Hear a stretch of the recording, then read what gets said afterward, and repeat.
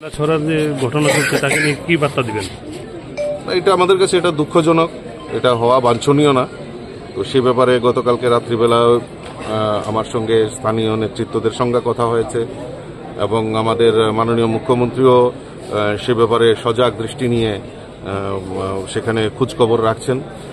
Additional force পাঠানো হয়েছে এবং সেখানে যাতে শান্তি কায়েম হয় তার জন্য প্রচেষ্টা চলছে এবং আমাদের একটা টিম মাননীয় মন্ত্রীদের নেতৃত্বে বা পার্টির কার্যকর্তাদের পার্টির নেতৃত্বদের নিয়ে সেখানে একটা টিম অতি দ্রুততার সঙ্গে পৌঁছাবে এবং সেখানে প্রশাসন স্তরে এসডিএম বা ডিএমকেও নির্দেশ দেওয়া হয়েছে সেখানে যারা ক্ষয়ক্ষতি হয়েছে ক্ষতিগ্রস্ত হয়েছে তাদেরকেও কিভাবে পুনর্বাসন করা যায়, কিভাবে সাহায্য সহযোগিতা করা যায় সে ব্যাপারে আমরা পদক্ষেপ নিচ্ছি। আমরা আমাদের মাননীয় মুখ্যমন্ত্রী সে ব্যাপারে সজাগ দৃষ্টি নিয়ে পদক্ষেপ নেব।